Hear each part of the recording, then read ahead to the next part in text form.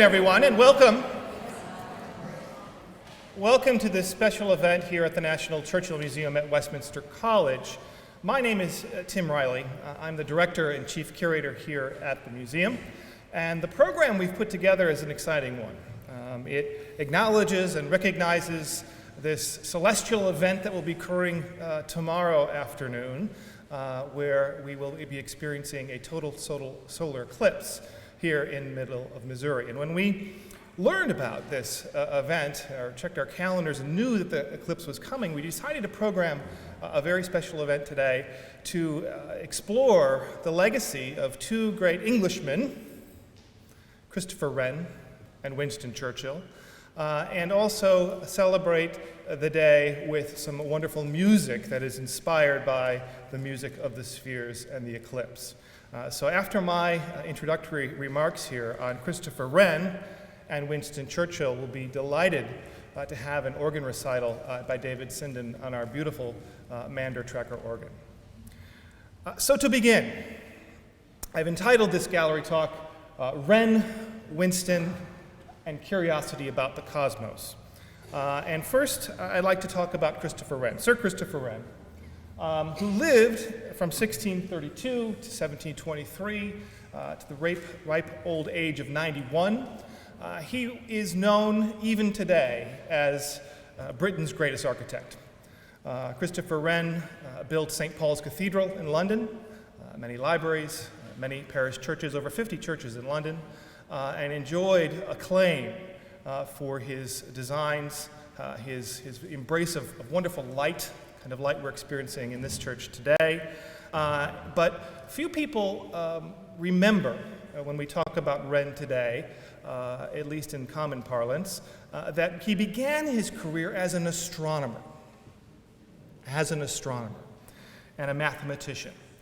He was very much interested in looking up, in studying the heavens, and he made a very good name for himself as an astronomer. In fact, a little bit about Wren's educational background. He was a fellow at All Souls College in Oxford in the early 17th century, became professor of astronomy at Gresham College in London, where he very much distinguished himself in the field of astronomy, and ultimately going on to be a named professor at Oxford University as an astronomer. And one of the things that we know about Wren and his curiosity about the celestial realm is that he was fascinated by solar eclipses. In fact, through Wren's computations and study, he was really the first astronomer to have a system to correctly track when solar eclipses would occur. In fact, those same calculations, those same ratios, those same studies are being used today and helps us to know that tomorrow at around 1:11 p.m. here in Fulton, we will experience the totality of a solar eclipse. So we have Christopher Wren, the astronomer, to thank for his study of the solar eclipses. But then something happened during Christopher Wren's lifetime that changed the course of his career. He switched gears from astronomy, though he never left it, and began to think about architecture in a bold new way. In large measure because in 1666, early September 1666, there was a great fire in the city of London that destroyed a very large section of the city, and many of the parish churches that had been in London since the Middle Ages were completely destroyed. So they needed someone to come up with a new plan to rebuild London.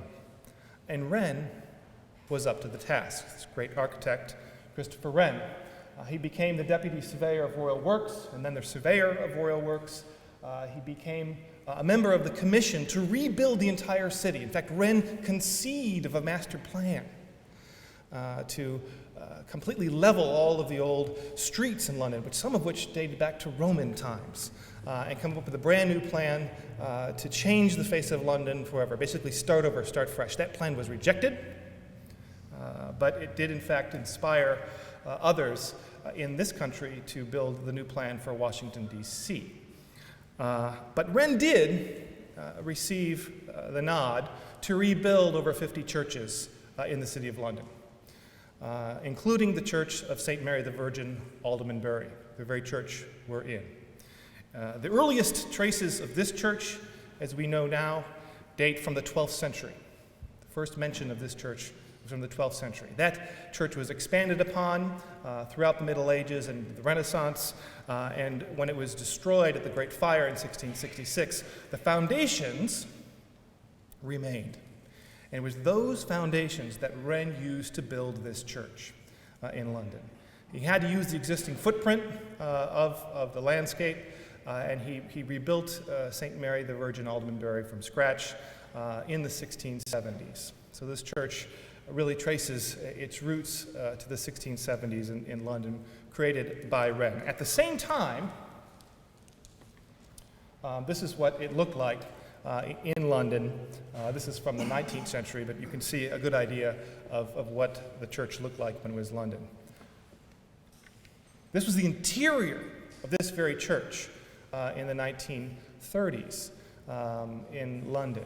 It's very similar to what we have today.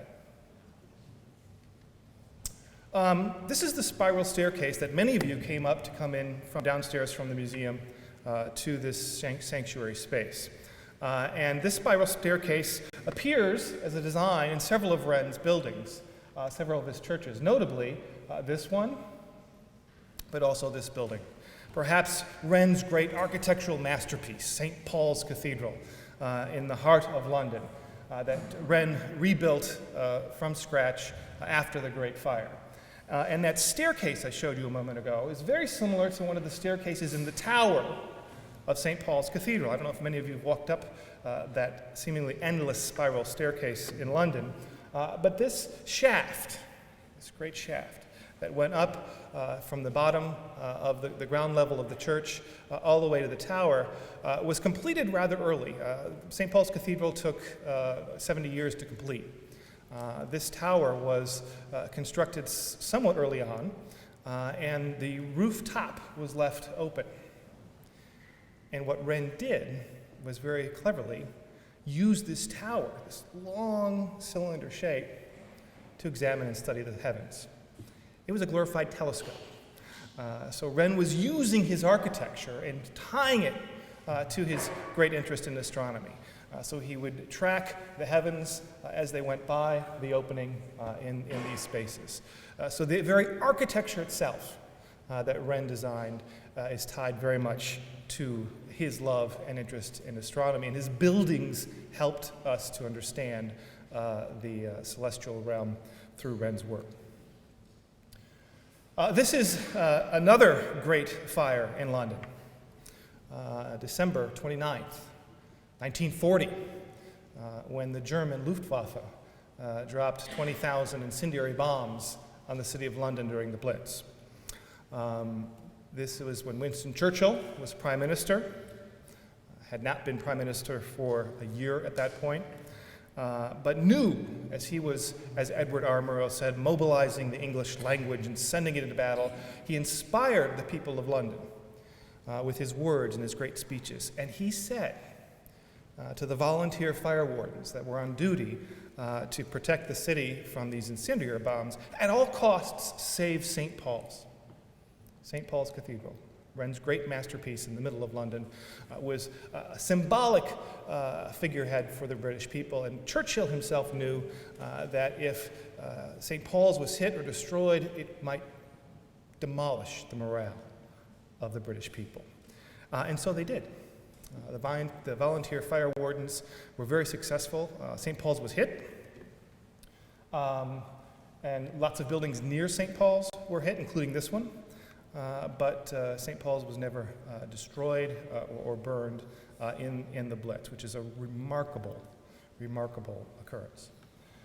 This is the neighborhood of St. Mary the Virgin Aldermanbury on December 30th and 31st, 1940, after the bombing raid had happened. The Germans picked, from their point of view, the perfect night to have an incendiary raid on London. The River Thames was at an all-time low. They couldn't pump the water into the buildings to put the fires out fast enough. And unfortunately, this great church of St. Mary the Virgin Aldermanbury took a direct hit, and all of the woodwork, all of that great glorious plaster I showed you in a slide or two ago was destroyed. All the windows, of course, were destroyed.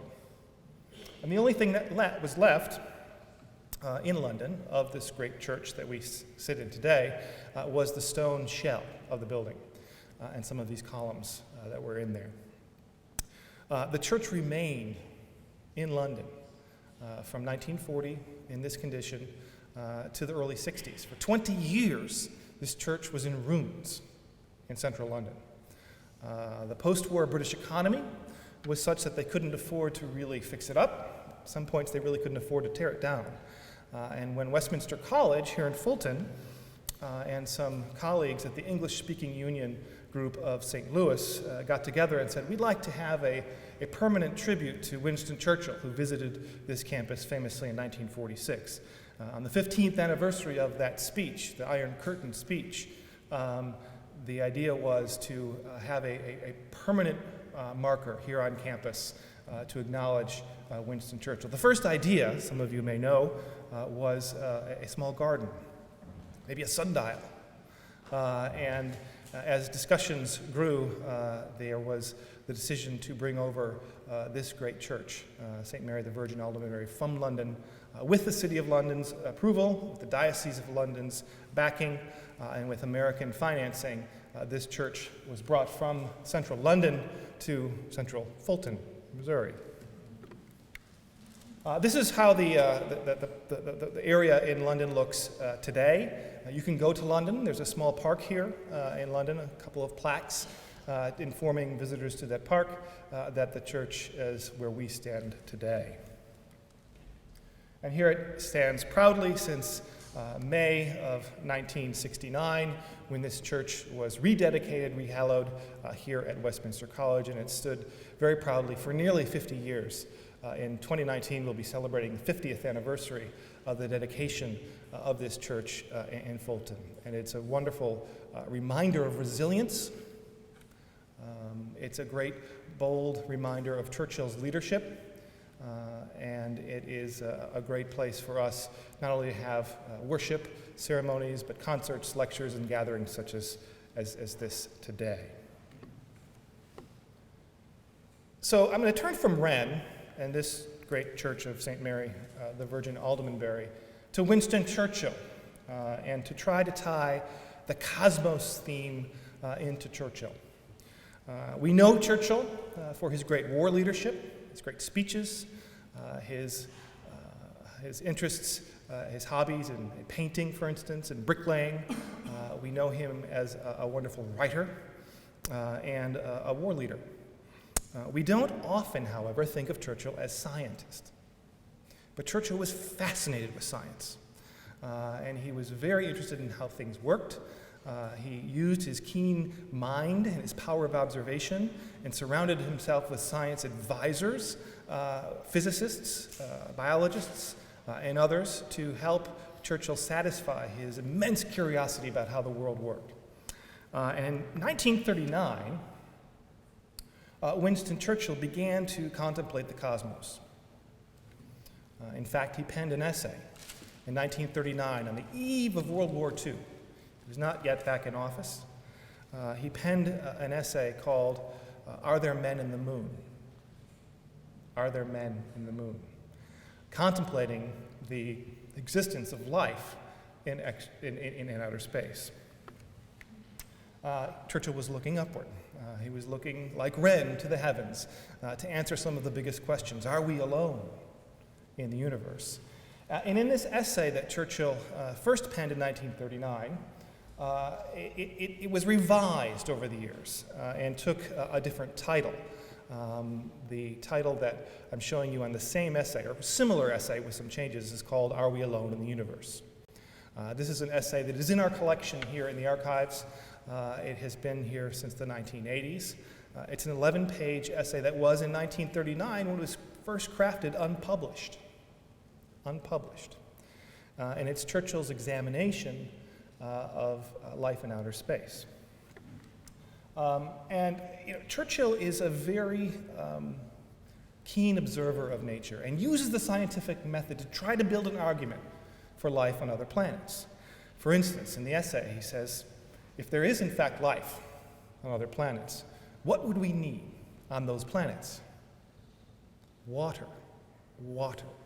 We would need water on those planets. So like our great planet, which is mostly water, Churchill began by saying, well, we need to find zones where there would be water. Without water, there's no life. So he then says in his essay, which has found great favor by astronomers today, this was, mind you, 1939 when he's pointing out some of these observations, that, of course, there can be water, but it can't be frozen, can't be ice, and it can't be too hot, boiling. If we're going to have biological elements necessary, it has to be liquid water. So we're looking for celestial bodies in temperate zones, in habitable zones, or some astronomers call them the Goldilocks zones, not too cold, not too hot. And so he's saying that whatever planets or other celestial objects out there, they have to be in this zone where water could exist. And in this essay, he uses the mind of a scientist to build his argument.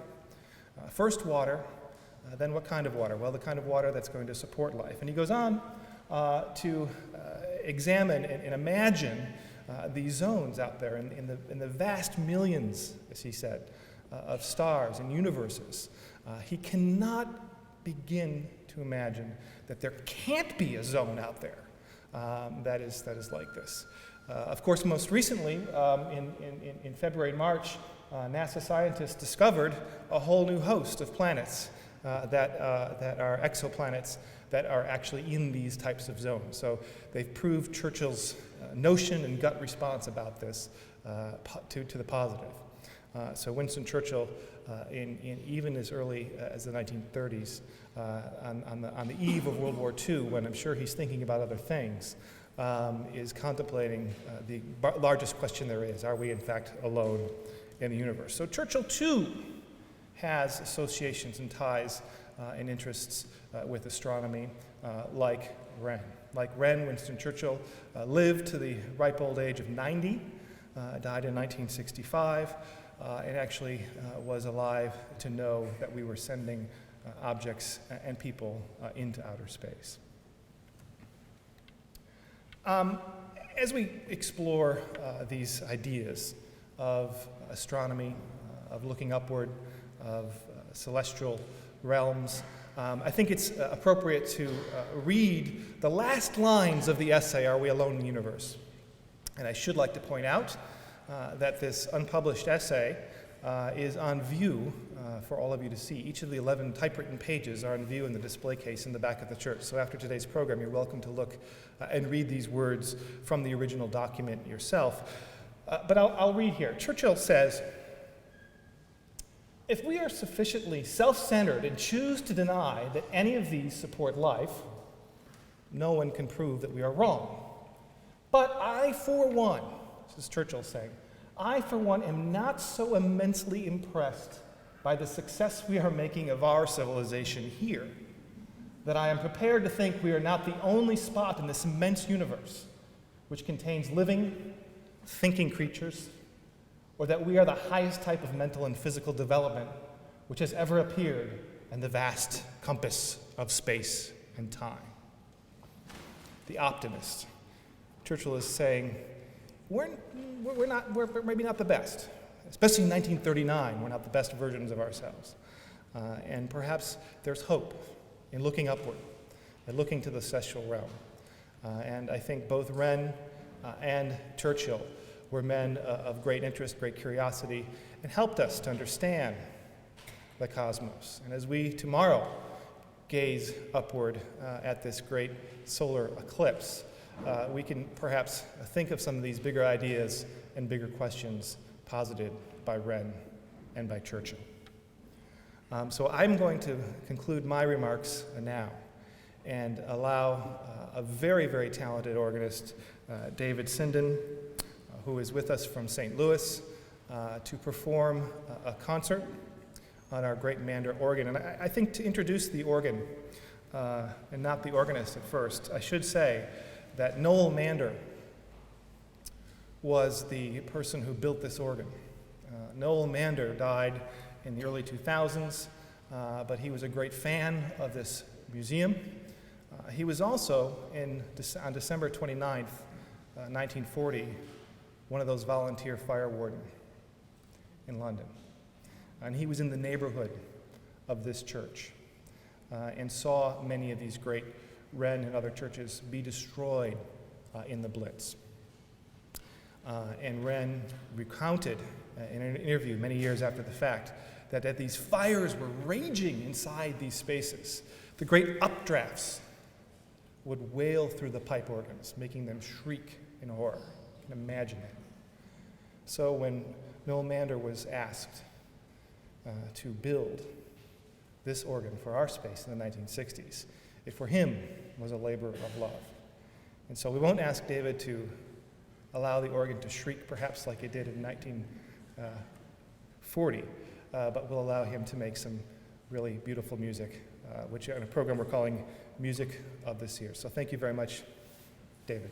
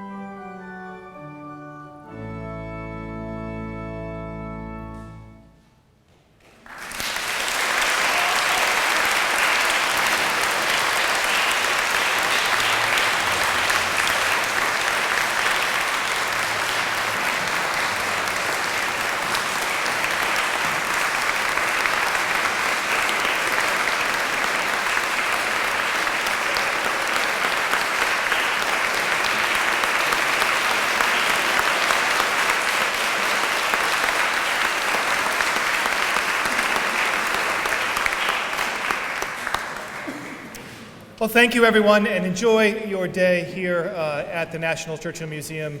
And for those of you who are staying in mid-Missouri for the total eclipse tomorrow, I hope you take a moment of this beautiful afternoon with you into tomorrow. Thank you again.